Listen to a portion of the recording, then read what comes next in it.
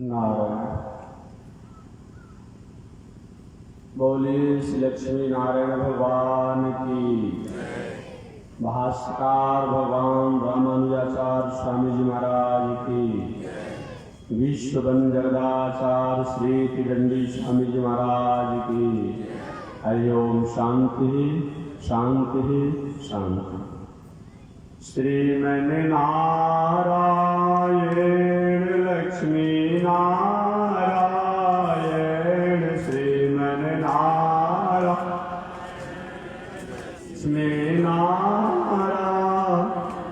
श्रीमन नारायण नारायण नारायण। श्रीमन नारायण नारायण श्रीमन नारायण भवतारायण। श्रीमन नारायण भवतार। लक्ष्मी नारायण नारायण नारायण। लक्ष्मी नारायण नारायण नारायण। श्रीमन नारायण नारायण नारायण।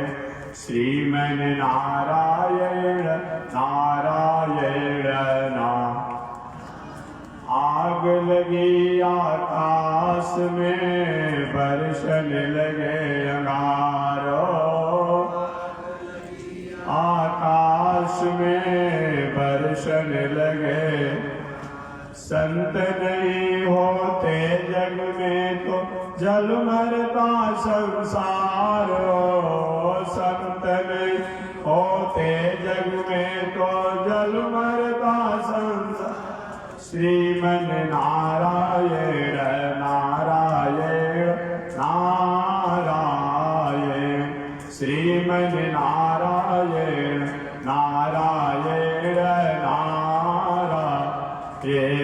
लक्ष्मी नारायण नारायण नारायण। लक्ष्मी नारायण नारायण नारायण। तनी देखी रघुनाथ जी हमारी ओरिया। तनी देखी रघुनाथ जी हमारी ओर। जातनी ताकी रघुनाथ जी हमारी ओरिया। तनी ताकी रघुनाथ जी हमारी ओर। बगसर में आके रोआ तरका के बरनी। बगसर में आके रोआ तरका के बरनी। गौतम नारी अहिल्या के तरनी। गौतम नारी अहिल्या के तन देखी रघुनाथ जी हमारी ओरिया। तन देखी रघुनाथ जी हमारी ओरिया। तन ताकी रघुनाथ जी हमारी ओरिया। तन ताकी रघुनाथ जी हमारी ओरिया। श्रीमन नारायण नारायण नारायण। श्रीमन नारायण नारायण नारायण। लक्ष्मी नारायण नारायण नारायण। लक्ष्मी नारायण नारायण नारायण। बोलिए श्री लक्ष्मी नारायण भगवान की। हरि ओम। शांति शांति शांति।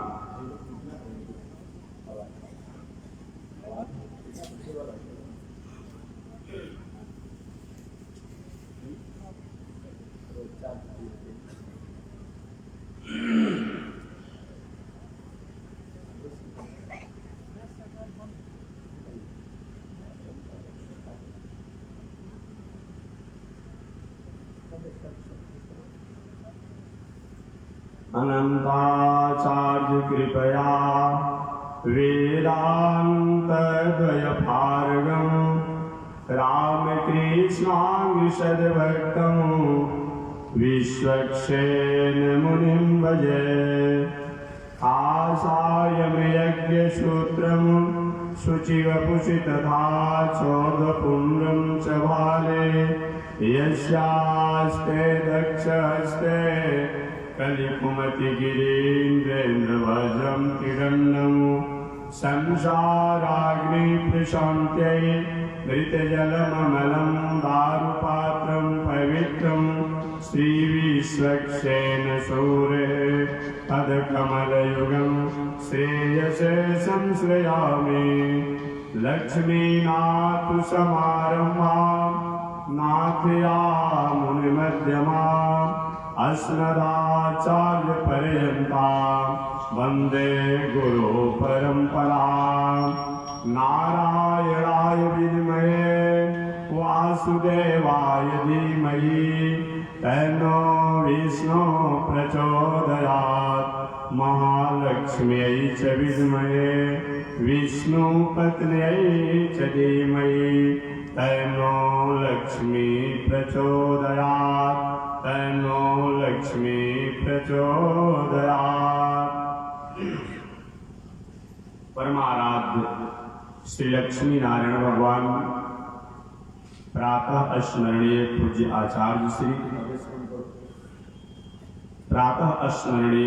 आचार्य श्री के जुगल चरणों में कोटिशः नमन एवं भगवत भागवत आचार्य कैंकर्य पारायण महानुभाव। अभी आप प्रयागराज की पावन भूमि से चलकर आए हुए जगत गुरु रामानुजाचार्य स्वामी मुक्तिनाथ जी महाराज द्वारा आपने भागवत कथा को श्रवण की होगी। मेरा विषय इन पावन भूमि पर मानव जीवन 84 लाख योनियों में सबसे श्रेष्ठ है।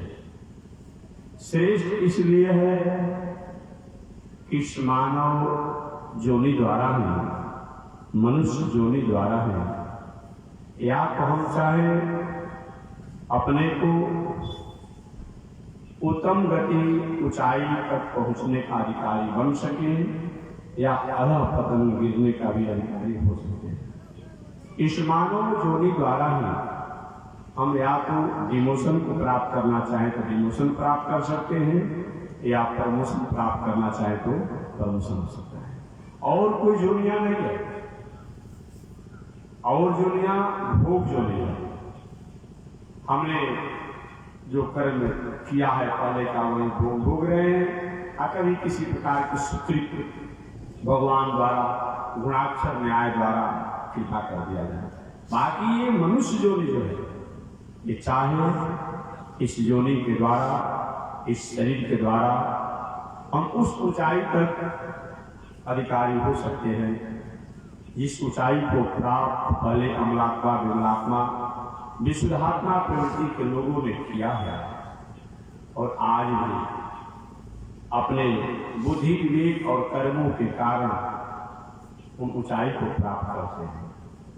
यदि किंचित ऐसा हो और आप नहीं करते हैं तो हम आधा पतन को भी प्राप्त कर सकते हैं इस योनि के द्वारा। इसलिए शरीरम वसु विज्ञान, ये मनुष्य का शरीर जो है यही हमें उत्तम और निम्न गतियों की प्राप्ति करता है। चाबी एक ही प्रकार की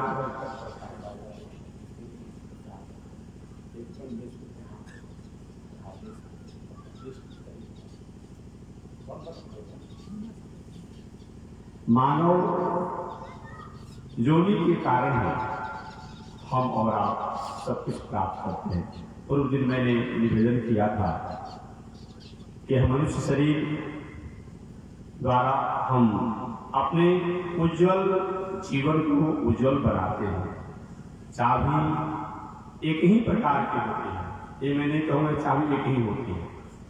तब थोड़ा कोई प्रश्न करते हैं, भाई इसमें तो महाराज जी का काला का चर्चा चाबी चल रहा है, तो हम भी अपनी बातों को अपने अनुसार कुछ संशोधन करते हैं। चाबी एक ही प्रकार की होती है, चाहे 4 चाबी हो, चाहे 6 चाबी हो, चाहे 10 चाबी हो, चाबी एक ही प्रकार की होती है। जिस चाबी द्वारा हम ताला को बंद करते हैं, उसी चाबी द्वारा ताला को खोलते हैं। केवल अंतर इतना ही है, चाबी को इधर की तरफ घुमाइए, बंद हो गया, चाबी को उधर की तरफ घुमाइए, हो गया। बस यही आता है। हमारे मानव शरीर का भी स्थिति हुई है, मानव शरीर की भी स्थिति हुई है। इस मानव शरीर द्वारा हमने अच्छे कर्म व्यवहार आचरण को किया तो निश्चित रूप में हमने उस उत्तम गति के अधिकारी होते हैं। अगर मानव शरीर को हमने कहीं विचलित कर दिया, हम अधः गति के अधिकारी हो जाते हैं। अतः मानव शरीर ही सबसे श्रेष्ठ और उत्तम बताया गया है। देवता लोग इस मानव शरीर को प्राप्त करने के लिए, देवता लोग इस मानव शरीर को प्राप्त करने के लिए भगवान से प्रार्थना करते हैं, काश मेरा जीवन मनुष्य शरीर को प्राप्त हो जाता। देवता है वो, दीर्घायु है, यशस्वी है, स्वर्ग के अधिकारी परेण है, परंतु मन में भय बना रहता है। जैसे अभी भले कोई किसी पद पर हो, ग्राम का मालिक हो, पंचायत का मालिक हो, जिला का मालिक हो, प्रदेश का मालिक हो, देश का मालिक हो, लेकिन जितना समय तक उसकी सेवा करने का काल होता है, हमेशा भय से भयभीत रहता है कि जे भी अपने आप 5 वर्ष 6 वर्ष का समय बीतेगा, हम हो सकता है अनुकूलता नहीं करने पर हम हटा दिए जाएंगे। ठीक केवल इस संसार के लोगों की बात नहीं है, देवताओं की हाल यही है। देवता लोग स्वर्गलोक में हैं, लेकिन देवताओं को हमेशा भय बना रहता है, क्या मैं देवलोक में रहूंगा कि हटा दिया जाऊंगा।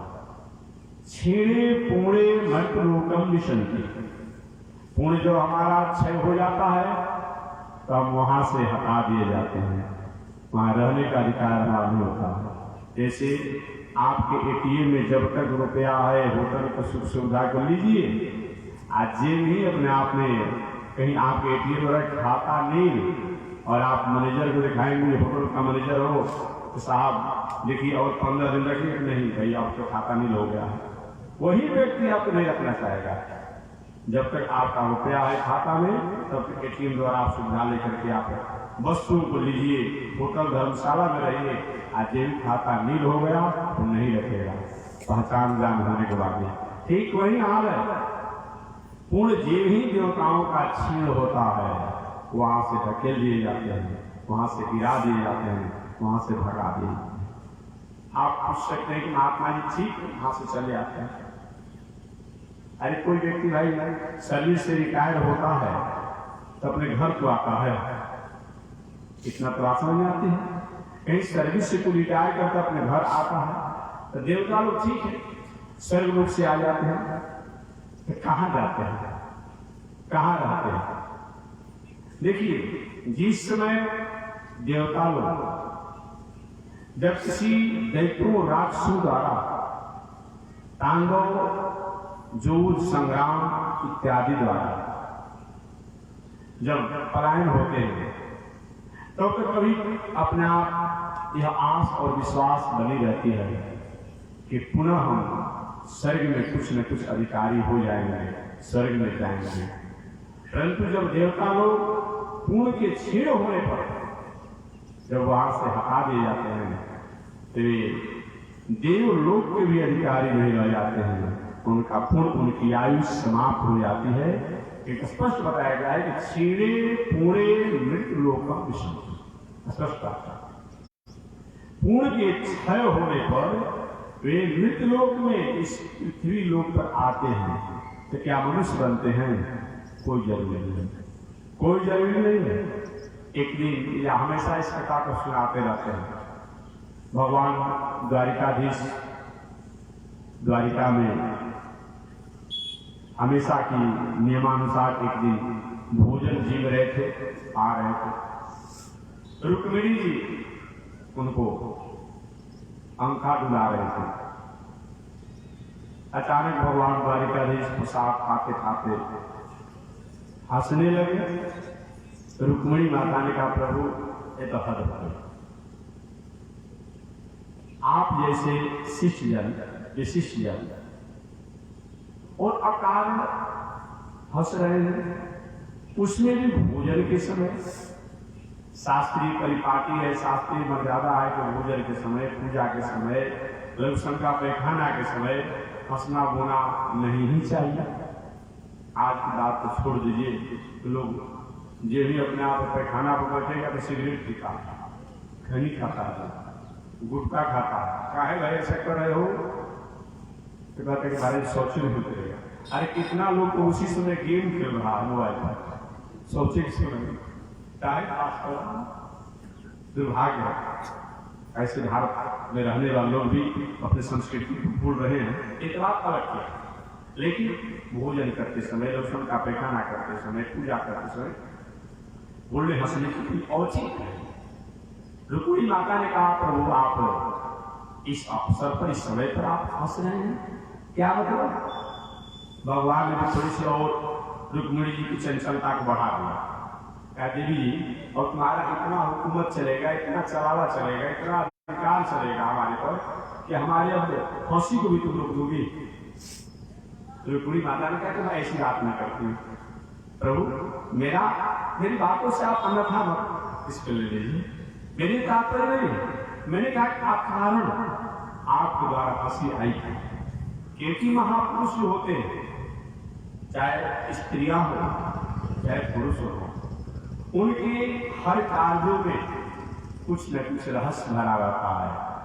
उनके मुस्कान में भी रहस्य होता है, उनके तिरछी चितवन में भी रहस्य होता है अपने आप में। उनके कहीं चाल अपने चलते हो और उसमें किसी प्रकार के चालों में कोई अप डाउन हो, कम किसी हो, तो उसमें भी कोई न कोई रहस्य होता है। हर चीज में होता है।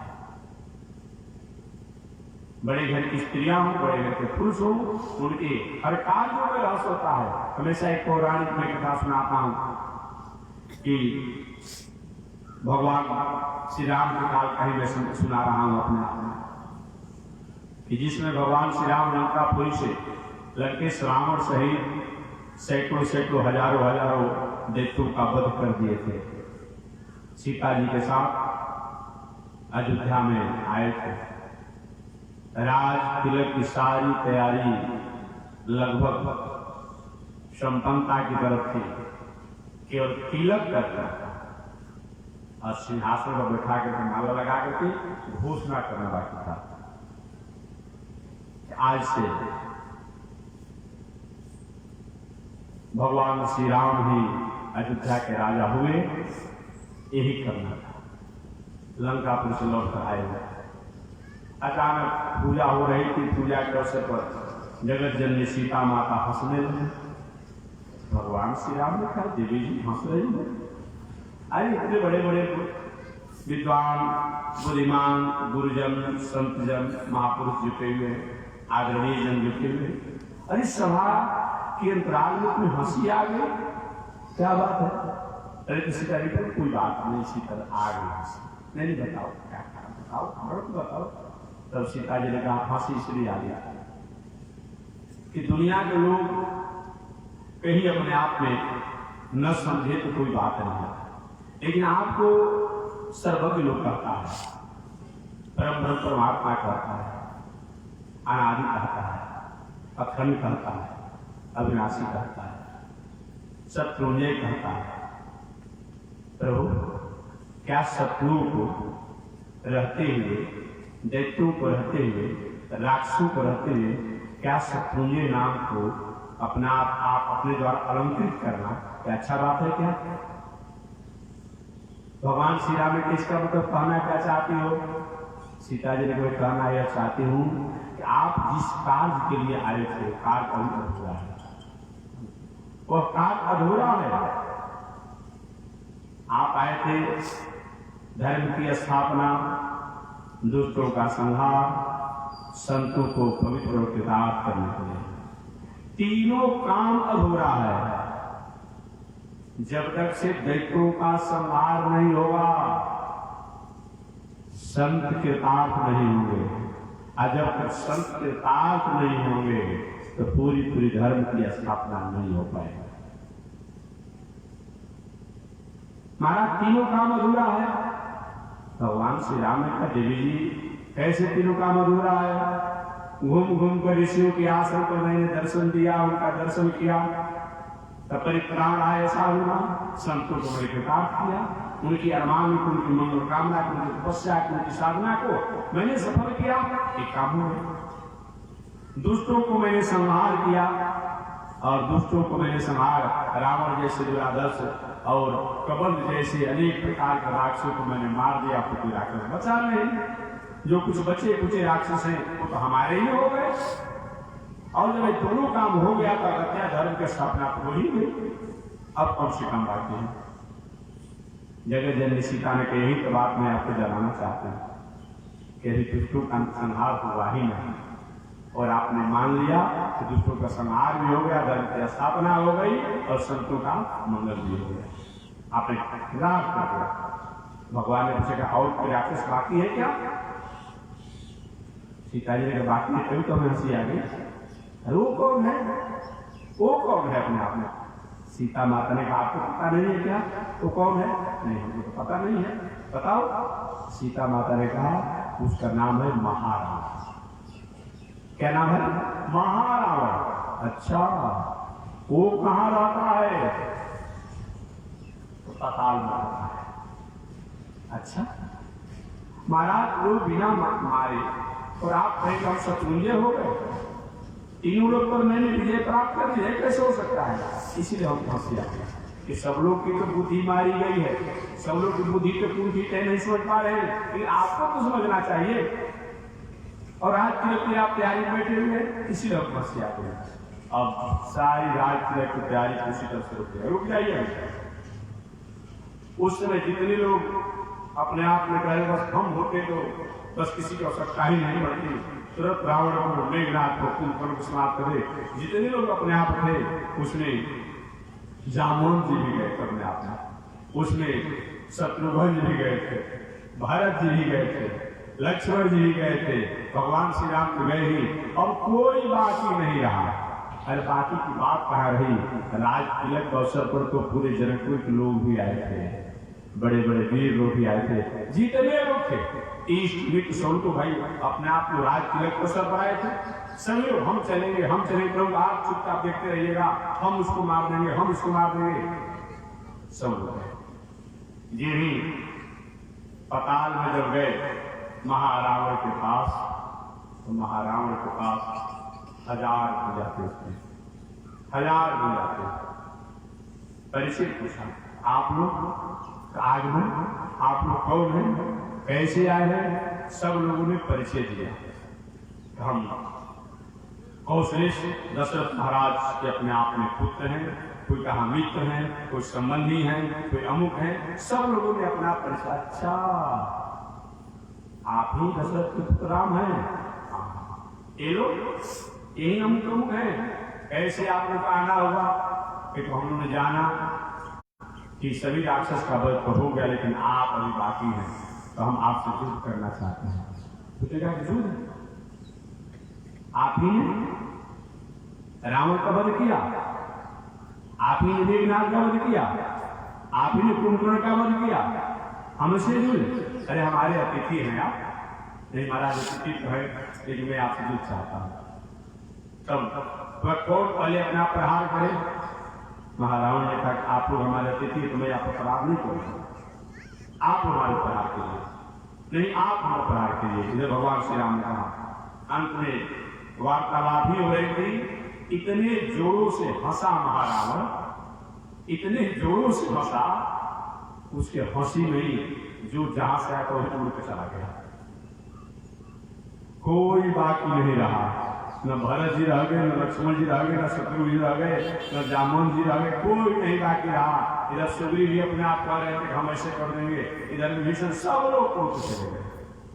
बस केवल भगवान श्री राम और सीता दो ही लोगों से हाँ तुम ही एक वीर हो, तुम ही एक वीर हो। और सब लोग इसी तरह से बटोर करके आए थे, जिस हम लोग देहात की भाषा करने के बटोर रही लोहार जो होता है, ऐसे उसी तरह लोग आए हुए अपने आप में। बोलो क्या चाहे, भगवान श्री राम भी आश्चर्य पड़े हैं। आगे तो ऐसा हुआ नहीं था, एक एक से माया हमने देखा अपने आप में, रावण लंकेश का, मेघनाथ का, कुल का, तो माया हमने देखा कि ऐसी माया तो हमने देखा ही नहीं कि सभी के सभी हनुमान जुड़े हुए। समझ लीजिए, हनुमान को भी जो हम लोग महावीर कहते हैं वो भी उड़ गए, कोई नहीं कहता, अंदर से लेकर कोई बाकी नहीं। समझ लीजिए, आश्चर्य अंदर। हम बताओ कैसे जीत चाहते हैं महारावण और भगवान श्री राम का संग्राम। उस संग्राम में उस समय के लिए अपनी माया द्वारा, मायावी विद्या द्वारा भगवान श्री राम को महारावण ने मूर्छित कर दिया, मूर्छित कर दिया अपने आप में। उस समय जगत जननी जगदम्बा सीता माता सीता के ही रूप में नहीं रहे, बल्कि एक रूप अपना बनाया, अपने तपस्पुंज से, तेजपुंज से वही काली रूप बनी, काली कराल बदना, काली कराल बदना, जीव लपलपाती हुई, बड़े बड़े आंख हैं अपने आप में, ऐसे अल्प वस्त्रों से अपने शरीर को आच्छादित करते हुए अपने आप में वह काली रूप प्रकट होकर के और महारावण से संग्राम हुआ। और संग्राम में उस महारावण का वध हुआ, उनके लोगों का वध हुआ। तब वही अपने आप में जगत जननी सीता माता ने पुनः अपने वास्तविक स्वरूप को बना करके और भगवान श्री राम की अपने आप जो माया द्वारा उसके जो कुछ समय के लिए मूर्छित हुए थे, पुनः अपनी स्थिति में हुए। जगत जननी सीता माता ने कहा प्रभु चाहिए और तिलक अधिकारी वही सीता जी तो भगवान श्री राम अयोध्या में आए और सब लोग ये घटना से आश्चर्य में थे। और अयोध्या में पुनः भगवान श्री राम का राज तिलक हुआ, राज तिलक हुआ। इसीलिए बड़े लोगों के आस में भी कुछ न कुछ रहस्य होता है, मुस्कान में भी कुछ न कुछ रहस्य होता है। यही बात मैं बताना चाहता हूं। तो मैं निवेदन करना चाहता हूं कि अपना भगवान श्री कृष्ण द्वारिकाधीश में रुक्मिणी से कहा, जब तुम्हारी ये हो गई, जब हमारे हंसी पर भी तुम्हारा एकाधिकार हो गया, अधिकार हो गया, अब तुमसे पूछ कर मैं हंसूंगा। रुक्मिणी माता के नहीं करूंगा, ऐसा नहीं। लेकिन आप जैसे शिष्ट जनों के, विशिष्ट जनों के, आदरणीय जनों के, महापुरुषों द्वारा अकारण हंसने का तरीका आप क्यों हंसे? श्री कृष्ण भगवान ने कहा मैं हंसी इसलिए आ गई, मैं भोजन प्रसाद अपने आप स्वीकार कर रहा था, जीव रहा था, अचानक देखा कि चूता जो है दौड़ती हुई अपने आप सुगंधित गुड़ की तरफ जा रहा था, हमें हंसी आ गई। ऐसा हमेशा घटना देखने को आता है, कोई मीठा वस्तु हो, गुड़ या चीनी हो और कोई चीज हो, तो चूटा या चूटी या मक्खी अपने आप में दौड़ते ही जाते हैं। इनमें हंसने की बात क्या है? तब भगवान द्वारिकाधीश ने देवी जी ऐसा वैसा एक चूटा नहीं है, 21 बार इंद्र की गद्दी पर बैठ चुका है। क्या है? 21 बार इंद्र की गद्दी पर बैठ चुका है, परंतु कर्म की गति ऐसी है कि आज ये कर्म के कारण एक गुड़ की सुगंधित गुड़ पर अपने आप तरस रहा है। तो मैं निवेदन करना चाह रहा था, इस पृथ्वी लोक पर देवता लोग आएंगे तो देवता ही बन जाएंगे, मनुष्य ही बन जाएंगे, ऐसी कोई बात नहीं है, ये जान लीजिएगा।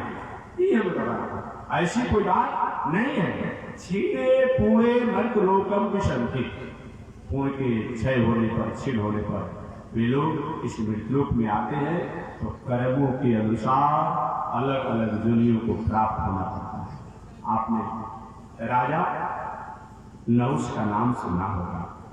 राजा नहुष भी तो स्वर्ग की गति को प्राप्त किया था, राजा नहुष भी स्वर्ग की गति को प्राप्त किया था, परंतु उसके द्वारा थोड़ी सी त्रुटि हो गई।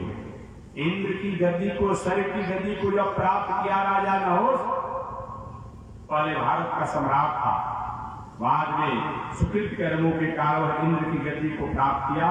और इंद्र की गद्दी को जब प्राप्त किया तो मंत्रियों ने ऐसी उनकी बुद्धि को फेर दिया कि उसकी बुद्धि विचलित हो गई। राजा नहुष ने कहा कि वो स्वर्गलोक हमारा हो गया, स्वर्गलोक के कर्मचारी हमारे हो गए, बंगला से लेकर सारी व्यवस्था अधिकार हमारा हो गया, तो क्या पहले के स्वर्ग के जो इंद्र हैं उन इंद्र की पत्नी सची हमारी नहीं होगी? भला ऐसा होता है क्या? कभी कभी धन, पद, रूप, वैभव, ईश्वर जब जीवन में आ जाता है तो हम अपने स्वरूप को भूल जाते हैं। हालांकि ऐसा होना नहीं चाहिए, लेकिन हम भूल जाते हैं। और पता नहीं भला ऐसा होता है क्या? कोई किसी अपने आप पद पर अधिकारी हो, मास्टर हो, या कोई किसी प्रकार कोई सा हो, ताकि उसका ट्रांसफर हो जाए या बदली हो जाए, रिटायर हो जाए, तो क्या उसका अपने आप ठीक है, कुर्सी ले लीजिए, पद लीजिए, रजिस्टर ले लीजिए, जो लेना है उसको ले लीजिए? ऐसा थोड़े हुआ कि अपने आप उसकी पत्नी आपकी हो जाएगी। बुद्धि मारी गई राजा ने उसका, और उसके मंत्रियों ने हाँ मिला जहां हमारा थिंकिंग कर रहे हैं। जब 9 रत्नों में एक स्त्री भी रत्न है, तो 8 रत्न तो आपने ले ही लिया स्वर्ग का, तो 9वां रत्न कहीं छोड़ेंगे? वो भी आपकी होनी चाहिए। अब क्या किया भारत का सम्राट राजा नहुष अपने जग आदि कर्मों के कारण इंद्र की गद्दी को प्राप्त किया। स्वर्गलोक का मालिक जब बना, राजा बना, इंद्र बना, तो राजा होते ही उसकी बुद्धि मारी गई। ताकि नहीं, इंद्र पहले इंद्र जो है उनकी पत्नी सची जो है वो हमारी होनी चाहिए। ऐसे तो हो नहीं पाएगी, ऐसे हो नहीं पाएगी, क्योंकि नारियों की एक बड़ी मर्यादा होती है। सही माने में पुरुष वर्ग बहुत पूजा पाठ, धर्म कर्म, तपस्या, साधना से इन शक्ति और पुरुषार्थ को प्राप्त करता है। वो माताएं अपनी मर्यादा में केवल रहे तो शक्ति के पास रहती है। ये बात बताया गया। आपने पौराणिक व्यवहारिक कथा सुना होगा। अमुक राजा था, थोड़ा सा विचार का कमजोर था, आचरण का कमजोर था। कहीं किसी अपने आप में नारी के प्रति कोई डोली जा रहा था, उसके साथ किसी प्रकार कुछ किया और उस अपने आप देवी ने अपने जीवन को समाप्त कर दिया। और आज भी कहा जाता है उसका अपने आप दोष उस घर परिवार से राजा को लगता है। आज भी इसके अनेक ब्रह्म अनेक प्रकार कहीं कहीं अपने आप में सती, जहाँ सती देवी आप लोग कहते हैं वो क्या है भाई? वो भी तो कहीं किसी के साथ अपने आप कहीं हुआ, किसी तरह अपने पति मरने पर भी सती हो गई, या तो किसी द्वारा उसकी मर्यादा को भंग करने का कोशिश किया गया, उस समय भी सती हो गई। अनेक उदाहरण आज भी देखने को समय को पढ़ने को मिलते हैं।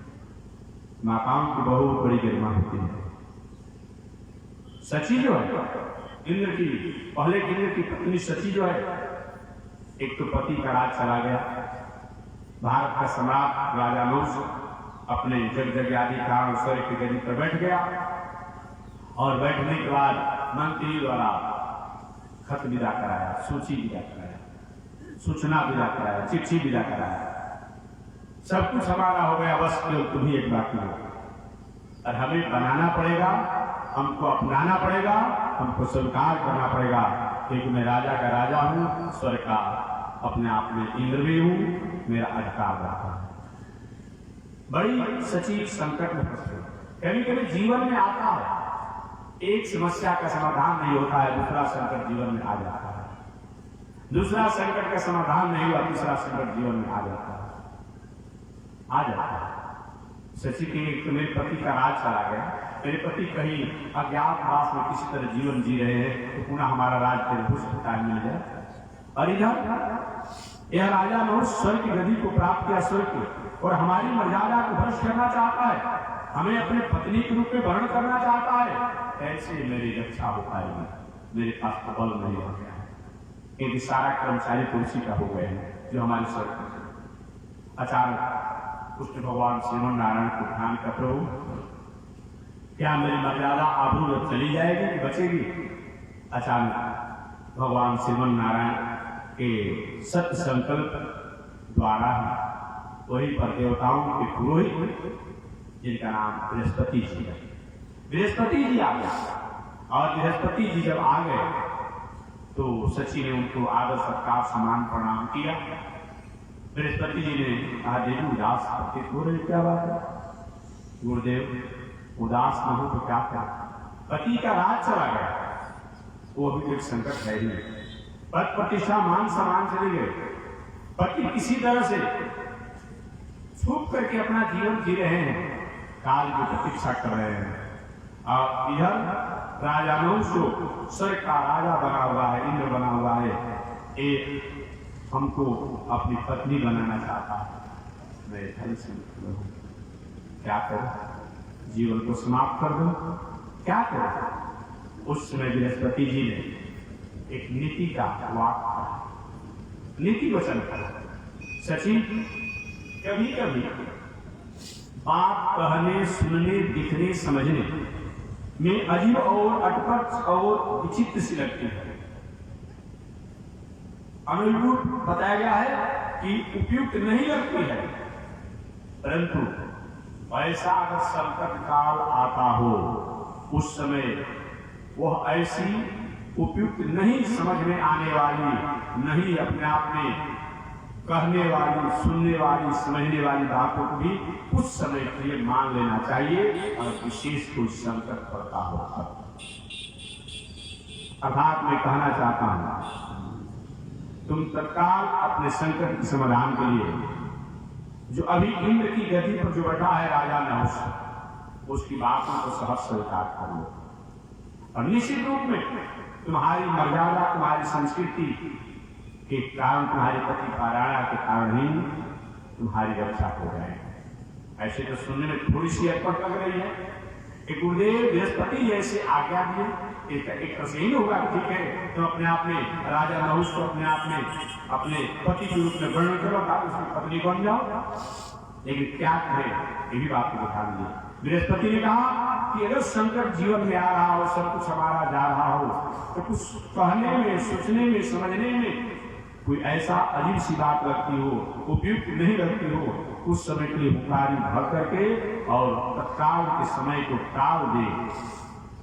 निश्चित रूप में कहीं न कहीं हमें रक्षा का जगह मिलता है। बृहस्पति जी का चलेगा। सचिन, एक और बात रहा है, देखो, जब वह उसका मंत्री आया है तुम्हारे पास, तुम दूसरी बात सोचना अपने तरफ से विदा करा दो, लेकिन मेरी मर्यादा तो ज्यादा ही है, लेकिन मैं एक ऐसे वाहन और एक ऐसे सवारी पर मैं जाना चाहती हूँ जो आखिर उस वाहन और सवारी पर कोई चाह नहीं हो। बृहस्पति चले गए, सचिन ने सूचना विदा करा, ठीक है, आप अगर कह रहे हैं कि हमें वर्ण करो तो मैं आपकी पत्नी रूप में सहर्ष अपने को स्वीकार करते हैं, लेकिन मेरी इच्छा है कि आप एक ऐसे वाहन, एक ऐसे सवारी और एक ऐसे अपने आप में उस सवारी को ढोने वाले, चलाने वाले होना चाहिए, क्योंकि आज तक किसी का वह कार्य नहीं किया हो। अर्थात एक पालकी आप नया बना कर लाइए और उस पालकी का कहाँ ऐसा हो जो आज तक कभी किसी का कोई काम नहीं किया। बहुत प्रसन्न हुआ राजा नहुष और संयोग से प्रसन्न होकर के कहा, ठीक है, पालकी नया बनवाया, अब कहाँ से लाया जाए, कोई देवता तो कहानी काम करेगा नहीं, और कभी तक किसी का कोई ऐसा बेगार या किसी का ऐसा कोई काम किया ही नहीं है। ढूंढने लगा, उसी समय संयोग से सब ऋषि लोग आ रहा है, कश्यप, अत्रि, भरद्वाज, विश्वामित्र, गौतम, जमदग्नि, वशिष्ठ, यही सब ऋषि लोग आ रहे हैं स्वर्ग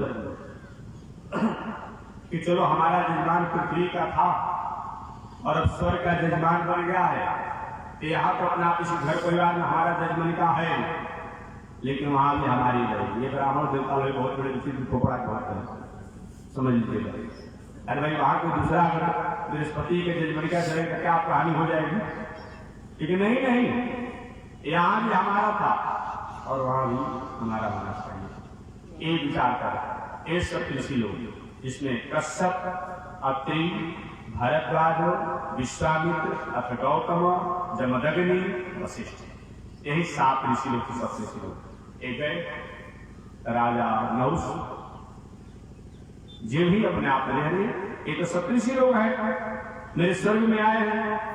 मंत्री का हमारा काम बन गया, कहीं कोई काम करने जा रहा हो, ज्ञानी संत महात्मा विद्वान वेद शास्त्र के निष्णात विद्वान मिल जाए, कोई स्त्री कहीं बच्चों को किलकिलार करते हुए अपने आप में कहीं दर्शन हो जाए, कहीं दही दूध लिए हुए अपने आप के व्यक्ति सामने दर्शन हो जाए, कोई अपने आप जिंदा मछली कहीं अपने आप दिखाई पड़ जाए, कोई कलश में घड़ा भरा हुआ कोई व्यक्ति दिखाई पड़े भी नहीं कि पहले से कलश में घड़ा भरवा कर सामने जाते समय सुखाड़ा रखते हैं, उन्हें लिया जाएगा। मछली कहीं जिंदा अपने आप दिखाई नहीं होगा, अचानक अपने आप हो जाए तो ये बताया गया है। आज ऐसा हो रहा है और दही खा कर जा रहे हैं, सारा में दही खाने जतरे बन जाएगा। नहीं नहीं नहीं, ऐसा नहीं, अचानक अपने आप जाता है दही खा लेंगे, बस ये बताया गया है ना इस तरह का। अब उन मंत्रियों महाराज काम बन गया। आप चिंतित थे कि कौन ऐसा इस जो पालकी इसके कहार होना चाहिए, तो इन महाराज लोग से दूसरा कोई कहार अच्छा नहीं मिलेगा। ये दूसरे का आटा दूसरे का घी खाकर जय हो करते रहते हैं, इनका तो कोई काम लेना नहीं, लेकिन इनके वाणी में जय और क्षय दोनों है। प्रेम से मना लेंगे तो जय करेंगे, कहीं बड़ियारी करेंगे तो क्षय भी करेंगे, इन्हीं को कहा रहा। और क्या किया राजा ने उसके बाद बुद्धि मारी कि मंत्री तो अच्छा होना चाहिए ना जी। मंत्री शब्द जो है ये मंत्र से बनता, मंत्री शब्द जो है मंत्रणा से बनता, मंत्रणा जो है मंत्र से बनता। मंत्र का मतलब जिस उक्ति द्वारा, जिस सुक्ति द्वारा, जिस वाक्य द्वारा मन हमारा कर जाए, समाज का मन कर जाए, वही तो मंत्र है। ऐसे बताने वाला ही तो मंत्री होता है। अब क्या कौन उल्टा सुना, और राजा ने उसका क्या दौड़ते हुए गया, असूरे से सूट करके अपने आप का काम किया। कोई भी व्यक्ति अपने सीमा से अधिक नहीं अपने आप में बदलाव ला दे, नम्र हो जाए तो सचेत हो जाए। कोई न कोई लाभ की बात है, कोई न कोई लोभ की बात है, कहीं कहीं हो सकता है धोखा न जाए। कोई सीमा से बताया गया है, धनुष अधिक झुकता है तो प्रहार करता है, बिल्ली कहीं झुकती है अपने आप में बहुत तो कहीं पे शिकार करती है, ये बताया गया है। सर्प कहीं बहुत झुकता है तो कहीं न कहीं घात करता है, ये बताया गया है। और कहीं उल्टा नारी, आचरण भ्रष्ट नारी कहीं बहुत बड़ा, कहीं भावुकता का काम करे, कहीं बहुत बड़ा लौलिकता काम करे पूजा या कोई विषय में, तो उसमें भी थोड़ी सी सचेत हो जाइए, अन्यथा कहीं न कहीं भटक सकते हैं। कोई स्वार्थी आदमी बहुत आपके आगे पीछे बहुत चल लगे तो थोड़ा सा उसके खुद पर विचार करते हुए थोड़ा सा संयम और सचेत होकर के उससे व्यवहार कीजिए, अन्यथा धोखा हो जाएगा। नीतिकारों का वाक्य। और ये सब ऋषि लोग हैरान हुए, हो गया था।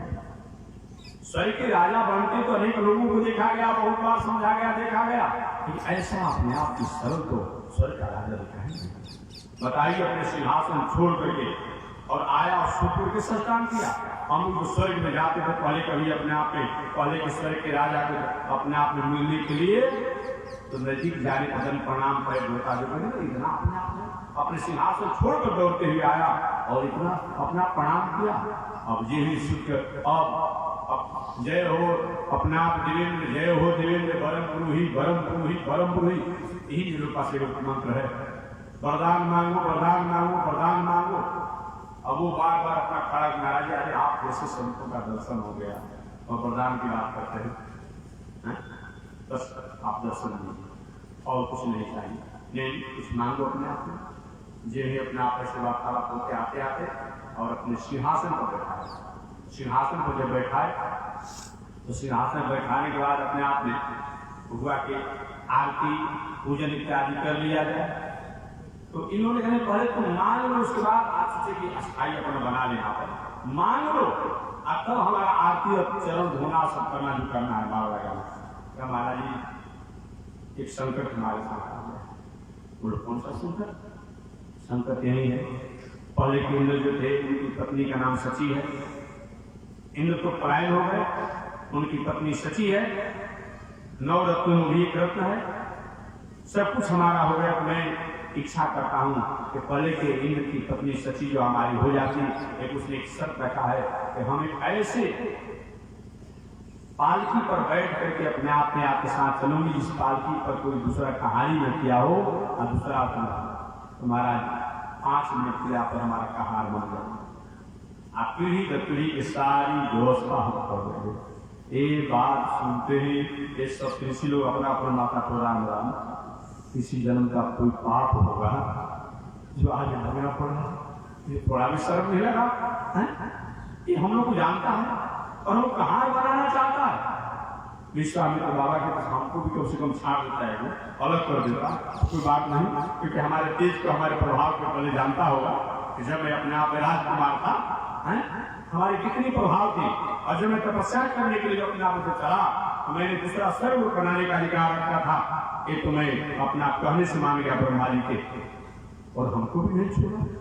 वशिष्ठ बाबा अपना किस जन्म का पाप होगा सब अपने परिवार में सोचने लगे कि आप लोग कहाँ ला कर आप फंसा दिया आपने, कौन सा दंड दिला रहे हैं।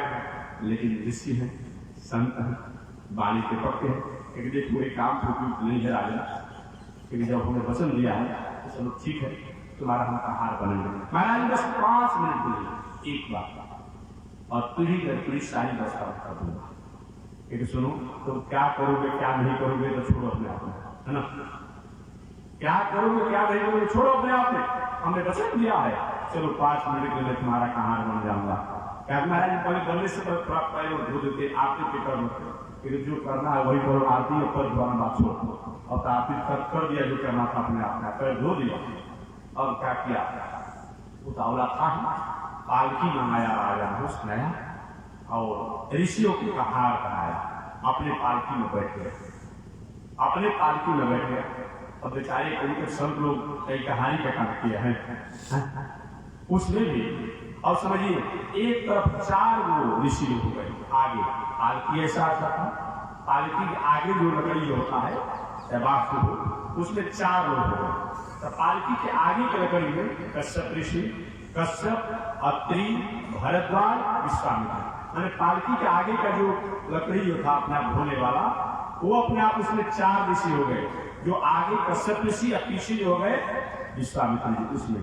और पालकी के पीछे की लकड़ी में कश्यप, अत्रि, भरद्वाज, विश्वामित्र, गौतम ऋषि, जमदग्नि और वशिष्ठ। 4 बगली रह गई थी। अरे भाई 4 को आगे तो पीछे भी 4 होना चाहिए, नहीं तो 3 को आगे तो 3 पीछे होना चाहिए, 2 को आगे तो 3 पीछे होना चाहिए, आगे 4 हुआ पीछे 3 को 4 नहीं बन रही है। कभी कभी तो अपने आप में विश्वामित्र बाबा सोचते हैं क्या प्रभु कौन से अपराध हो गए, कितना बड़ा दंड दिवा रहे हैं, इतना बड़ा दंड दिवा रहे हैं, कौन सा अपराध हो गया है? कोई पाप तो नहीं हुआ होगा जो दंड ऐसा दिवा रहे हैं। ऐसे अपने पापों को सोच रहे हैं। कभी कभी सोचते सोचते ऋषि लोग खड़े हो जाते हैं। इतना मुकाबला हो गया था कि बात ना, जिससे आप कभी कहते चलिए ना, कहते आप लोग इस संस्कृत को कहते हैं सर्प, मैंने चलो, सर्प जो है मग धातु से बनता है व्याकरण से, सब चलो। और एक बात को कहा, 2 बार कहा, विश्वामित्र बाबा भीतर से बहुत प्रधान ऋषि हुआ दुष्ट, ये राक्षस को काम कर रहा है, देववाणी संस्कृत बोल रहा है, लेकिन और वचन दिए हैं। और इतना ये मुकाबला हुआ कि जल्दी पहुंच जाते, सची के यहाँ जल्दी पहुंच जाते। इसने क्या किया, ये आगे बैठा था, आगे को करके विश्वामित्र बाबा पालकी आगे जो लकड़ी था उसके पीछे में थे। अब अपना पैर निकाला और विश्वामित्र बाबा के अपना माथे पर रख दिया, सर पर। जैसे कभी कभी बैलगाड़ी कभी हाँकते आपने देखा होगा, तो लोग हाँकते थे तो पैरों से चिटकाते थे तेजी से चलने के लिए। और क्या किया, इतना इसका बुद्धि मारा गया कि अपने पैरों को विश्वामित्र बाबा के मस्तक पर रखा के सर पर, जल्दी जल्दी चलिए। विश्वामित्र बाबा ने कहा दुष्ट, संस्कृत बोल रहा है देवानी, राक्षस काम कराए तो जाओ सर को भाओ, सर को हो जाओ। वही राजा नहुष सर की गति को प्राप्त करने वाला अपने बुद्धि विवेक से काम नहीं लिया, अपने कर्मों के कारण मर करके तो क्या हो गया, सांप बन गया, सर को भाओ। यही मैंने कहा कि छिणे पूरे भक्त लोकम विशंति, हमारे द्वारा कर्म अगर कहीं थोड़ी सी इधर उधर हो जाती है तो उसका परिणाम भी बहुत बड़ा होता है, बहुत बड़ा परिणाम होता है। तो मैं निवेदन करना चाह रहा था, मेरा विषय अपने आप है कि मानव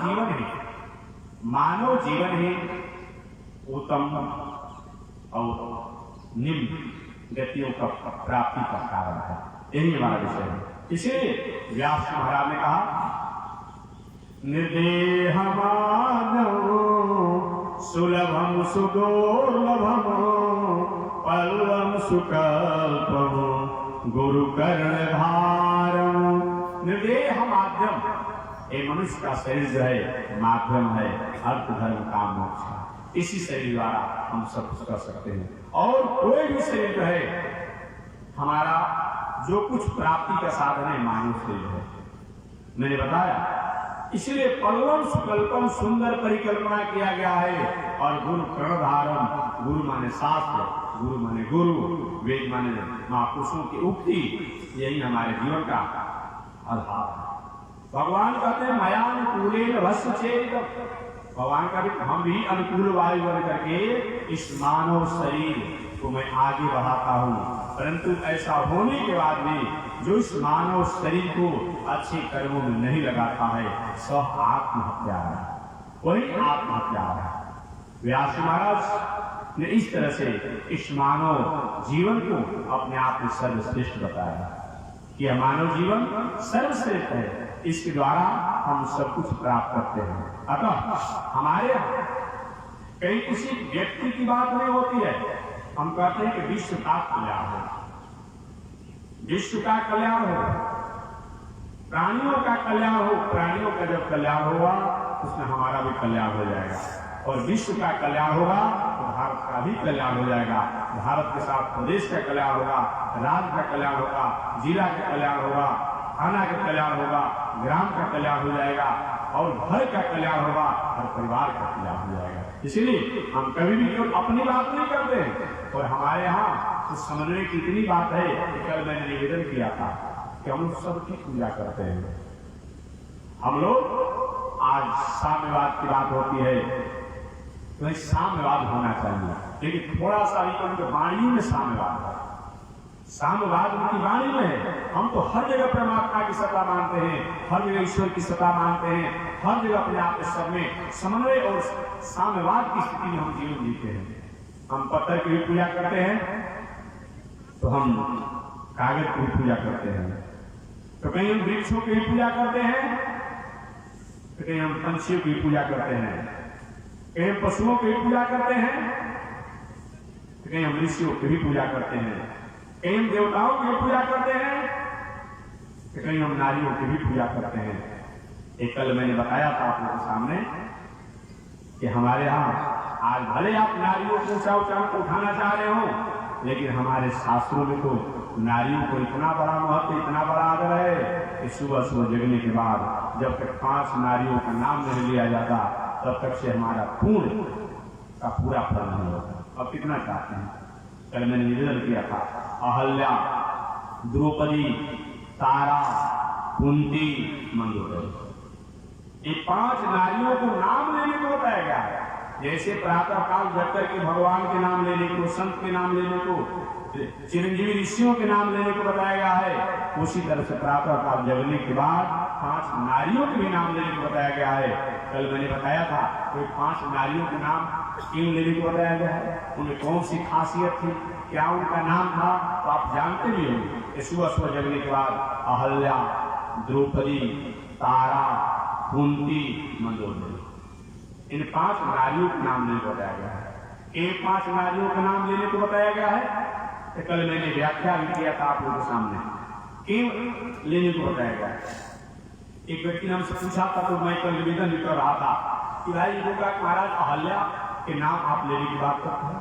इस अहल्या ने अपने पति की गरिमा मर्यादा को जानने के बाद भी देवराज इंद्र के प्रति वो आसक्त हो गई, जिसके कारण गौतम ऋषि को अहल्या को श्राप देना पड़ा, पाषाण हो गई। बाद में भगवान श्री राम के चरण से उसका उद्धार हुआ। इतना बात तो सब जानते हैं। लोगों ने पूछा महाराज ऐसे हजारों नाम ले लिए, एक नंबर में नाम बताया क्यों? देखिए व्यक्ति द्वारा ऊंच नीच कम बेशी गलतियां हुआ ही पड़ती। इस संसार में हम आए हैं, ऐसा कोई भी नहीं है जो कहे कि हमसे जीवन में कभी गलती हुई नहीं। गलती यदि किंचित कहीं हो जाए, लेकिन आगे भविष्य में हमारे द्वारा नहीं होगा, ये विचार को जो जीवन जीता है वही संसार का सर्वश्रेष्ठ। गलतियां जान अनजान हो ही जाती है अपने आप में। ये मैं नहीं कहता, श्रीमद् वाल्मीकि रामायण में उस समय की मैं घटना को आपको याद दिला रहा हूं, जिसमें भगवान श्री राम ने संकल्प लिया था, मैं पृथ्वी पर राक्षसों को रहने नहीं दूंगा। सीता माता ने प्रार्थना की, प्रभु एक तपस्वी जीवन हम लोग जीने के लिए जंगल में चल रहे हैं और आप राक्षसों को वध करना चाहते हैं, तो क्या राक्षस में भी अपने आप में भक्त होंगे? उसी राक्षस खानदान में प्रहलाद महाराज हुए जो आपके अनन्य भक्त हुए। इसे ऐसा कैसे होगा? पापा नाम बा सुधा नाम बा न कष्ट अपराधी, कौन ऐसा अपने आप है जीवन में कुछ न कुछ सुधार? ऐसा संकल्प कर ले। यदि कोई अपना राक्षस होता है, कोई भी हो, अगर कहीं जान अनजान में कुछ हो गया, लेकिन अपने वचनों पर, अपने वाक्यों पर कहीं ठोकर के पुनः हमारे द्वारा कुछ न हो आगे, तो निश्चित रूप में वह ग्राह्य होना चाहिए। उदाहरण स्वरूप दो का नाम, उदाहरण स्वरूप दो का नाम, एक सुग्रीव जी, एक विभीषण। अपराधी की जहां तक बात किया जाए, अपराधी की जो कैटेगरी होती है, जो क्राइटेरिया होती है, उसमें सुग्रीव का भी नाम कम नहीं है। सुग्रीव का नाम भी कम नहीं है। जहां अपराधी की जो अपने आप एक मानक होता है, माप होता है, उसमें कहीं विभीषण जी का नाम कम नहीं है। परंतु जगत जननी सीता के वाक्यों को याद करके भगवान श्री राम ने इन दोनों पर कृपा किया कि ये अपराधी तो हैं, ये दोषी तो हैं, लेकिन इन्होंने अपने अपराध पर पश्चाताप किया, प्रायश्चित किया। अब हमारे जीवन में ऐसा नहीं होगा, ये विचार करके भगवान की शरणागति की, कई अपराध हुआ। सुग्रीव में कौन सा अपराध हुआ? आप पूछ सकते, किसी के मन में शंका होगी, आप जानते हो, जिसमें भगवान श्री राम, हालांकि दो तीन घटना में बता दूं। एक तो पहले अपने आप भगवान श्री राम जब अपने आप में सुग्रीव जी से जब मैत्री हुई, तो मैत्री के समय भी अपने आप ने क्या किया? एक छल रूप से अपने आप में मैत्री किया और करा, हनुमान जी की निवेदन बना। दूसरी बात, जिसमें बांगर राज बाली जब भगवान श्री राम द्वारा आहत हो गया, तो उसने पूछा के ही कारणात मोहि मारा। प्रथम उसका वाक्य है, के ही कारणात मोहि मारा, बाली बैरी सुग्रीव। प्रभु हमारा आपका तो कोई विवाद नहीं था, विरोध नहीं था, हम तो जंगल में रहने वाले अपने आप के पशु हैं, हम तो जंगल में रहने वाले पशु हैं, आपसे कोई हमको मतलब नहीं है। आखिर किस कारण से हमको आपने मारा, किस कारण? तो भगवान ने दाफा लगाया बांगराज बाली पर कि देखो, तुम भले कहते हो, लेकिन तुम्हारे साथ एक आचरण में कमजोरी थी। अनुज भगनी इत्यादि के साथ इसकी नीति, विवेक, दृष्टि, व्यवहार, स्वभाव अच्छा नहीं होता है। वह दंड का ही अधिकारी होता है, और मेरे समय में, मेरे सामने और मेरे समय कालीन तुमने ऐसा किया, अब मेरे प्रार्थना है। उसने, प्रभु आप तीनों लोग के मालिक, 14 लोग की नीति को जानने वाले, और आप द्वारा ऐसी अनुपयुक्त वाक्य कहना उचित नहीं है। आपने कहा कि आप अपने भाई की पत्नी, आप अपने भाई की पत्नी के प्रति, ऐसा जिसका नाम था शायद रूमा कृष्णनाथ अपना, उसके प्रति क्या हमारे जैसे लोग पर लागू होता है क्या? ये तो चलन चातुरी मोर। उसने क्या कहा? ये तो चलन चातुरी मोर, हम पशुओं का भी स्वभाव होता है। आज ये पशु देखता है बंदर क्या जी, कौन हमारी पत्नी है, कौन हमारा भाव है, कौन हमारी बेटी है, कौन हमारा बहन है, क्या पशु देखते हैं क्या? महाराज ये जो आपने जो श्रुति सुनाया ये मनुष्य पर लागू होता है, ये पशु पंछी पर लागू नहीं होता है। ये चलन चातुरी मोह क्यों हमको आपने मारा? अब पुनः भगवान की बातों को कहते हुए कहा महाराज तो ठीक है, उसके लिए अगर हमको आपने मारा है तो जो हमारे में आप दोष देख रहे हैं सो पुचाली कहा है, क्या चीज? सो पुचाली, वही अपने आप में गलत आचरण, कुचाल, खराब आचरण इस सुग्रीव में भी था। जब मैं युद्ध करने गया था तो युद्ध में अपने आप में मैं राक्षसों से जब गुफा में लड़ने लगा तो मेरी प्रतीक्षा भी नहीं किया और एक गुफा में पर्वत के चट्टानों को रख करके और ये बाहर आ गया। आप मुझे मृत घोषित करके और मेरे राज और मेरी पत्नी दोनों किसी ने ले लिया। और इसके चलते अगर आपने मारा होगा, ये भी तो मेरी पत्नी को अपना बना लिया था। जब मैं युद्ध करने गया था तो मेरा राज भी ले लिया था, मेरी पत्नी को ही अपना बना लिया था, इसको क्यों नहीं मारते? भगवान चुप लगा गया, चुप लगा गया। तो भगवान ने कहे कि बात तो ठीक आप कह रहे हैं, लेकिन इसने हमारी शरणागति किया था, बस यही पर। अगर दोष माना जाता था तो जो दफा जो था अपने आप में मानवराज बाली में वही दफा ही नहीं था। बात आप पढ़िए कभी अपने आप में कि जब अपने आप मानवराज बाली भी अपने आप युद्ध करने गया था तो गुफा में पत्थर लगा करके और राज वो ले लिया और उसकी पत्नी को भी अपना बना दिया था सुग्रीव ने। तो दोस्त उसमें भी है, तो उसको क्यों नहीं भगवान मारे? वही ने कहा मानव क्यों नहीं इसको मारते हैं अपने आप में, लेकिन ये हमारी शरणागत कर दिया अपने आप में। भगवान ने कहा ठीक है, कहो तो मैं तुम्हें पूरा अचल कर देता हूं। हम तो भगवान ने कहा है कहो पूरा अचल कर तोड़ा, अचल कर देता हूं। ये भी गलती करने जा रहे हैं, ये भी गलती करने जा रहे हैं। हम कहते हैं आपके जीवन में उसी तरह से कर देता हूं, नहीं, ये तो होना चाहिए। जब तक मेरी भुजाओं में बल था, मेरे किष्किंधापुरी में आपकी और आपके सुग्रीव और आप लोगों की मजाल नहीं थी जो मेरे किष्किंधापुरी में प्रवेश कर जाएंगे। और आप हमारे सामने हैं, आप लोग सब लोग हैं, एक किसी की मजाल हो तो मैं आप लोग में जा रहा हूं, रोक लीजिए, रोक लीजिए अपने आप को।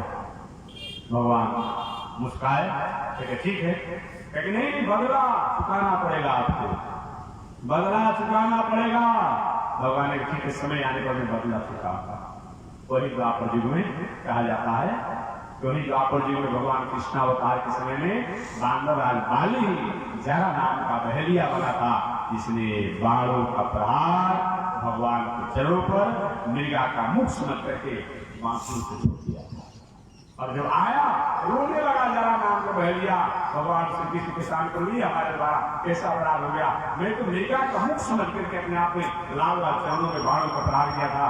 भगवान सुनो, मैं किसी का रखता होता नहीं हूँ। रामावतार में तुमने कहा वो कृष्णावतार में पूरा कर दिया, इस बात का पूरा हो गया। जाओ, मैं कहता हूं भाई मत करो, तुम मेरे निधान में लोग को प्राप्त करो, तुम लोग को प्राप्त करो। वही जरा नाम को बहेलिया जो है पता चला गया। मैं निवेदन करना चाह रहा था, सुग्रीव भी अपने आप में कम दोषी नहीं, कम दोषी नहीं थे अपने आप में, लेकिन एक बार गलती हुआ, पश्चाताप प्रायश्चित हुआ, समन हो गया अपने आप में। वही हाल विभीषण जी की है, विभीषण जी की वही हाल है अपने आप में। आप जब जानते हैं इस गांव में एकमात्र नहीं ऐसा हूं कि कोई संत महात्मा महापुरुष सज्जन आवे, उसको मैं खिला सकता हूं, पिला सकता हूं, बैठा सकता हूं, खा सकता हूं, उस काम दक्षिणा भी दे सकता हूं समान आदर के साथ।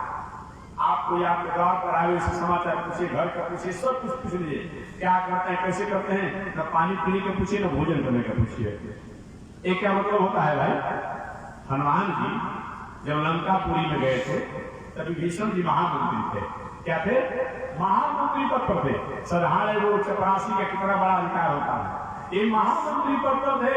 हनुमान जी से सब समाचार पूछे, राम जी के सब समाचार पूछ लिए, लेकिन नहीं पूछे कि कम से कम विश्राम भी तो कर लीजिए, पानी भी तो पी लीजिए, भोजन भी तो कर लीजिए। इनसे अच्छा तो मैनाक पर्वत था जी, हिमालय का पुत्र मैनाक जो है, भले वो पितृद्रोही था, इसीलिए भगवान उसके सत्कार को समान नहीं किया।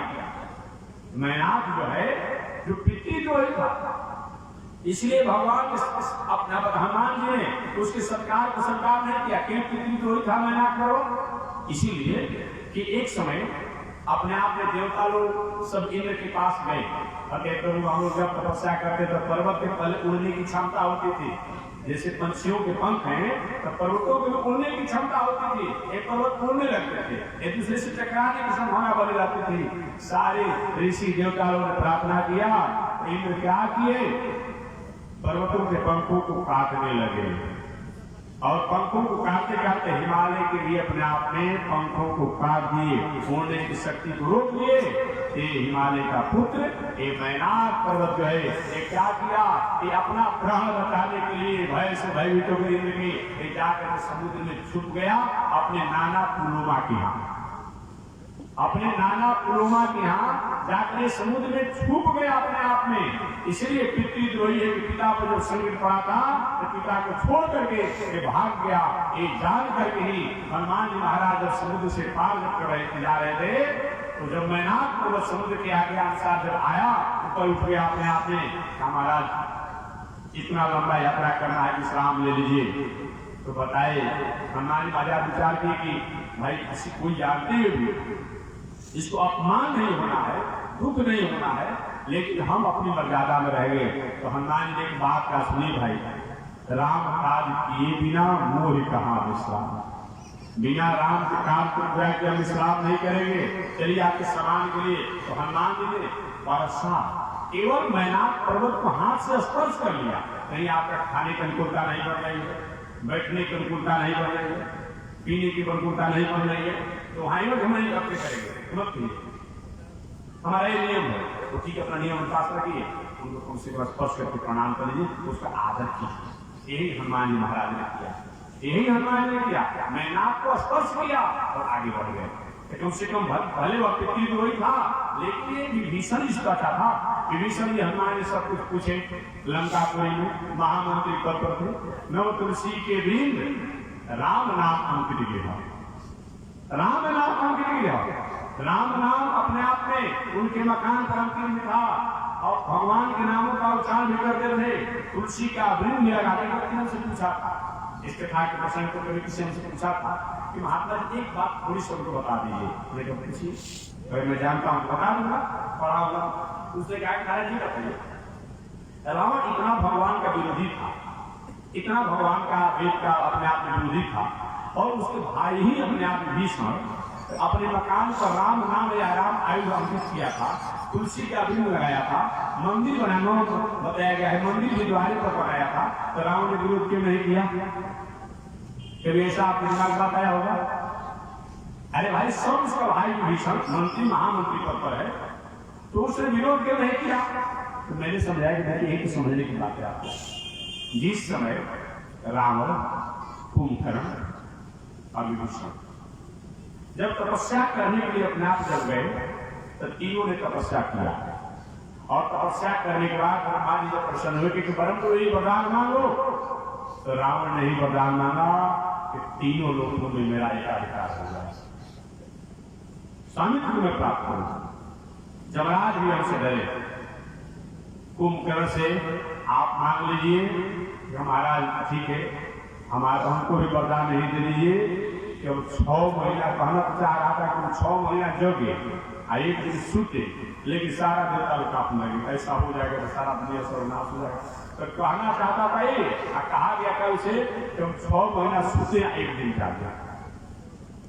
जब हुआ विभीषण जी समय में आप ही मांगिए, तब विभीषण ने कहा कि हमें भगवान की भक्ति में हमारा मन लगे और उनकी भक्ति हमारी अचल बनी रहे। एक ही पिटीशन पर, एक ही एप्लीकेशन पर आपने नली के बारे में, गली के बारे में, नल के बारे में, बिजली के बारे में अपने पिटीशन दिया। अगर अपने आप में पिटीशन स्वीकार हो गया तो स्वीकार हो गया अपने आप में, ये चारों काम में होगा, कैंसिल होगा तो चारों कैंसिल हो जाएगा अपने आप में।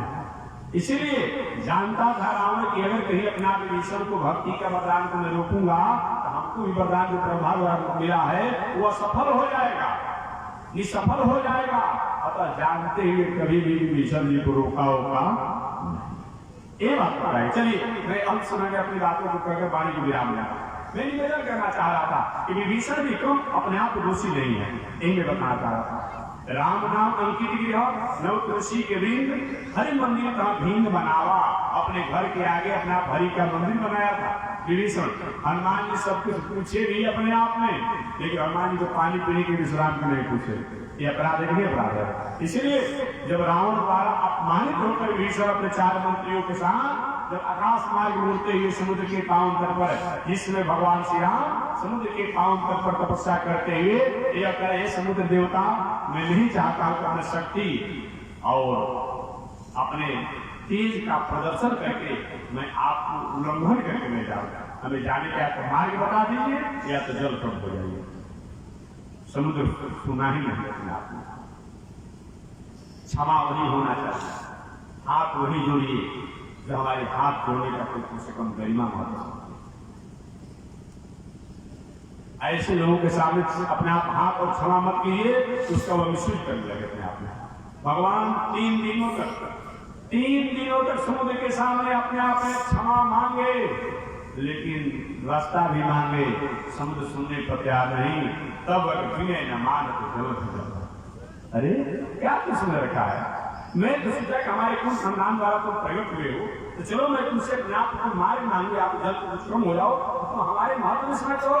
भगवान ने अपने धनुष पर बाणों को छोड़ा, अब समुद्र भयभीत हो गया। प्रभु ऐसा मत कीजिए, आपके वंशजों के कुल खानदान की कीर्ति समाप्त हो जाएगी, ऐसा मत करे। भगवान ने कहा कि आखिर मैंने बाण एक खींच लिया, तब क्या होगा? तब क्या होगा? प्रभु ठीक है, हमारे समुद्र किनारे अनेक प्रकार के राक्षस दैत्य इत्यादि रहते हैं, उन्हें तो छोड़ दिया गया, समाप्त हो गया। आगे समुद्र ने कहा तो उसने हम जैसे लोगों के स्वभाव है, हम जैसे लोगों के स्वभाव है, अतः इसको अन्यथा मत मानिएगा। ऐसे समुद्र ने भगवान श्री राम से कहा है, जो आज काल के लोग न पढ़ना है, न लिखना है, न सुनना है, न समझना है। बहुत बड़ा उपद्रव आजकल एगो कौन तो मनुवादी विरोधी चल रहा है, विवेक बुद्धि दर्शन कहता है कि मनुवादी। अरे पढ़ो लिखो ना, तुम कहाँ से आए हो, कहाँ से आए, पेड़ से आ गए हो कि डायरी के सिद्धांत के अनुसार मंकी द्वारा हुए हो।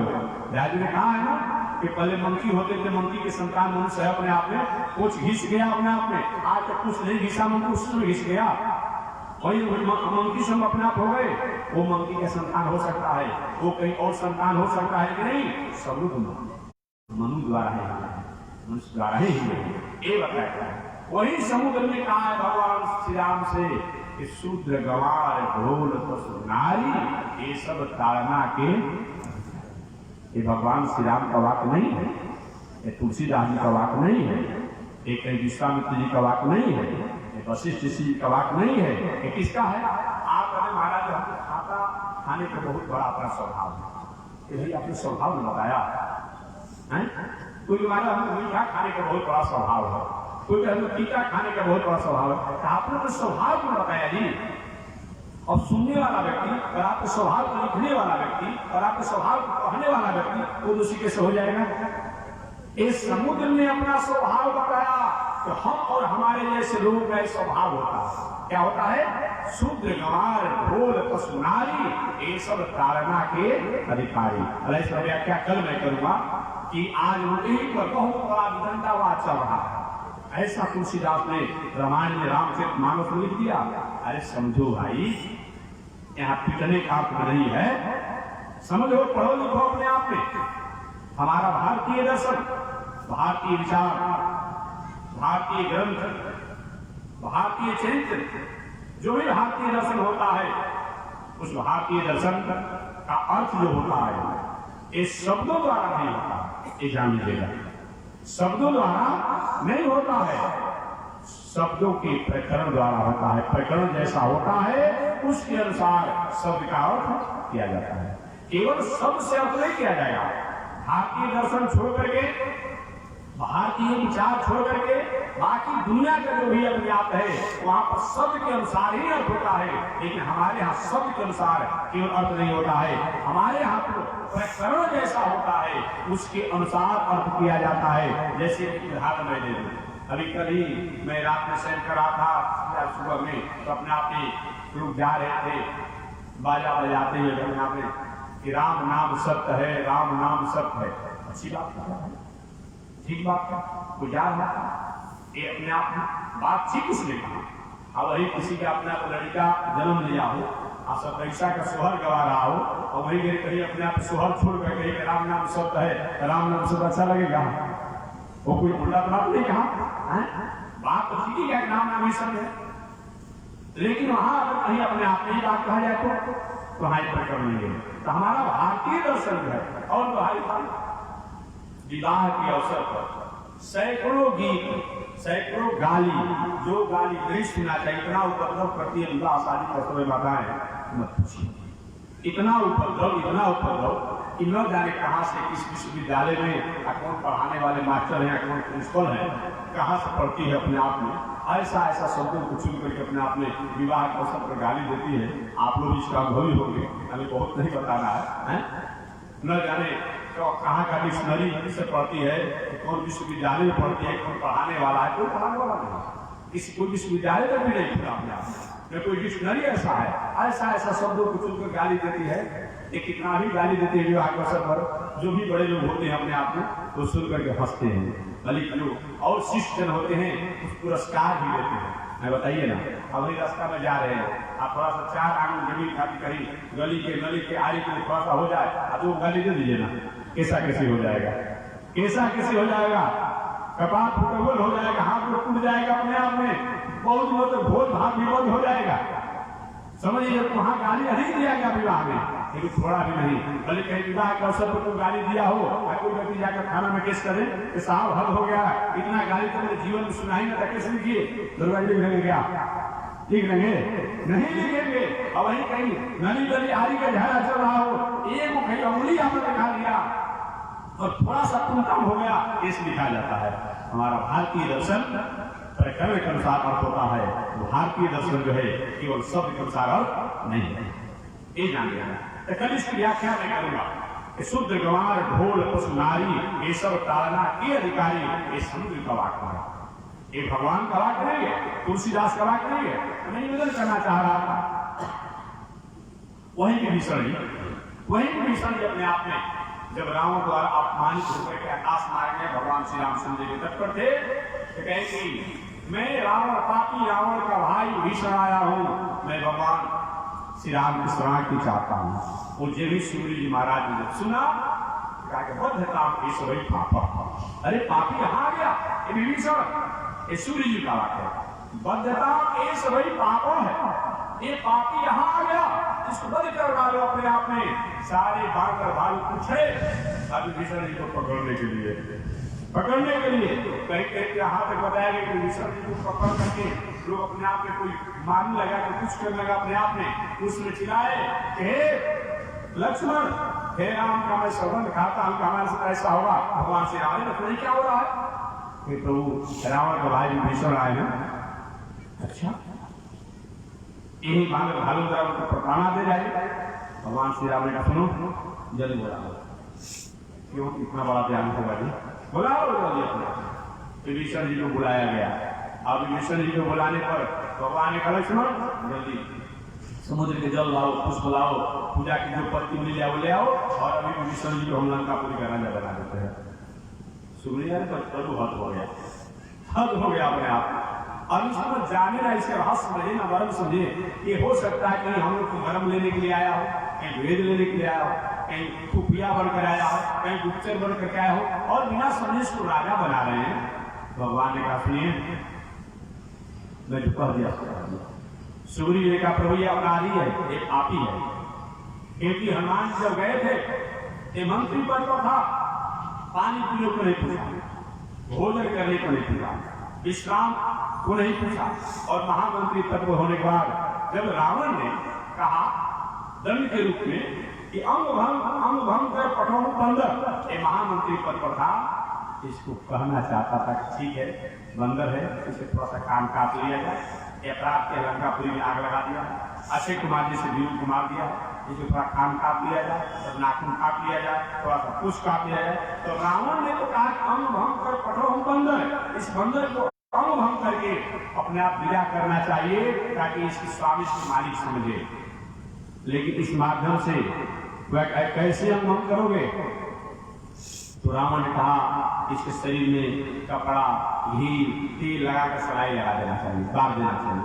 कम से कम विभीषण जी को समझाना चाहता था, महाराज किसी भी दूत को ये ऐसा करना नहीं चाहिए। ये रुआ वाला जीव है और इसके शरीर में सलाई बांध दिया जाएगा, घी तेल लगा दिया जाएगा, ये प्राण बंद हो जाएगा। ये नीति युक्त नहीं है, ये नीति युक्त नहीं है। दूत को प्राण बंद नहीं होना चाहिए। दंड थोड़ा दे दीजिए अपने आप में, लेकिन प्राण बंद नहीं होना चाहिए। ये महामंत्री पद पर थे, लेकिन अपने आप में वो रावण की बातों का इन्होंने अनुमोदन कर दिया और हनुमान जी के शरीर में घी तेल लगा करके और आग लगाया गया। यही बात को याद करके सुग्रीव जी ने कहा कि बहुत भगवान श्री राम ने ठीक है, जो हो गया सो हो गया, लेकिन इनको राजा बना दिया। मैं कह दिया ना। तब सुग्रीव ने कहा कि कहीं रहस्य लेने के लिए आया होगा तो भगवान ने कहा सुग्रीव, रहस्य हमारा रहस्य जो जान जाता है ये दुनिया में किसी का रहता ही नहीं। जब तक हमारा रहस्य नहीं किसी ने जाना, जब तक हमारा भेद किसी ने नहीं जाना, तभी तक दुनिया का बना हुआ है, दूसरे का बना हुआ है। और हमारा जो भेद जान जाता है ये किसी का होता नहीं है। दूसरी बात, अगर हमारा भेद की बात तुम करे हो, अच्छा ही बताओ सुग्रीव, हमारे तुम्हारे भेद है क्या? हमारे लक्ष्मण भेद है क्या? अयोध्या वासियों में और हमारे भेद है क्या? जनकपुर वासियों में हमारे भेद है क्या? सही है। हनुमान में हमारे भेद है क्या? तो हमारा अगर भेद जान जाएगा तो फिर अपने आप में दुनिया के भेद जाने की आवश्यकता नहीं पड़ेगी। अब अपने आप में इसको राजा बनाया जाए। पुनः अपने आप सुग्रीव जी का प्रभु राजा बना दिए, आप कहीं लंका पूरी पर हम लोग विजय नहीं प्राप्त करें तब क्या होगा? तब क्या होगा? या दूसरी बात, कहीं अपने आप रावण लौट करके आ जाए और क्षमा मांग ले कि प्रभु हमारा राज छोड़ दीजिए और हम क्षमा मांगते हैं, तब क्या करेंगे? भगवान श्री राम मुस्कुराते हुए कहते सुग्रीव सुनो, एक तो मैं जानता हूं कि रावण पहले लौट कर आएगा ही क्षमा मांगने के लिए। कुछ ऐसे लोग होते हैं, समय नहीं है, कथा तो अनेक प्रकार का कथा है, आप कुछ समय से सुना भी अपने आप में। ऐसे राम प्रवृत्ति के लोग हैं कि टुकड़े टुकड़े हो जाएंगे, बोटी बोटी कट जाएंगे, लेकिन कभी अपने आप धर्म आराम आदि नहीं मानेंगे, उसी पे कहेगा नहीं आएगा। चलो तुम्हारे बातों को मान करके, भगवान ने कहा सुग्रीव तुम्हारे बातों को मान करके मैं कहता हूं यदि किंचित कहीं रावण लौट करके आ जाए, क्षमा मांग ले, विभीषण जी राजा तो बनेंगे। बात इतनी ही रही कि अगर रावण लौट करके आ जाएगा तो रावण लंकेश का राजा बने रहेगा और विभीषण जी अयोध्या का राजा बनेगा। अयोध्या का राजा बने भीषण जी, भरत भैया से मैं प्रार्थना करूंगा कि मैंने इसको वचन दिया है और हम भरत शत्रुघ्न लक्ष्मण ये सब हम लोग जंगल में 14 वर्ष का जीवन भर गुजार लेंगे, लेकिन मैं अपने वचनों का पूरा करूंगा। ऐसा कौन हो सकता है? इसीलिए मैं निवेदन करना चाह रहा था कि हमारे यहाँ अपने आप में एक मानवता की बहुत बड़ी अपने आप में विचारधारा को बनाया गया है। हम तो सबको आदर करते हैं, हम सबकी आदर करते हैं। अब ये मनुष्य का शरीर जो है यही मानव को ऊंचाई तक पहुंचाने का, और कहीं अपने आचरण को, अपने व्यवहार को, अपने कर्म को कहीं थोड़ा सा कहीं बदल दिया अपने कारण को, अधपतन को प्राप्त करते हैं। और ये मानव शरीर द्वारा हम उत्तम से उत्तम और निम्न से निम्न योनियों को प्राप्त करते हैं। इस मानव शरीर को हम कम से कम उन परमात्मा तक पहुंचने के अधिकारी बने, उनके शास्त्रों को, उनके ग्रंथों को, उनके उपदेशों को हम अपने जीवन को स्वीकार करें। इस संसार में रहकर हम अपने उज्जवल जीवन को प्राप्त करके और अंत में परमात्मा के कृपा के अधिकारी होते हैं। तो शेष चर्चा अगले दिन में करूंगा, आज इसी के साथ बांध दूंगा। श्रीमन नारायण नारायण श्रीमन नारायण नारायण जय लक्ष्मी नारायण नारायण नारायण लक्ष्मी नारायण नारायण। बोलिए श्री लक्ष्मी नारायण भगवान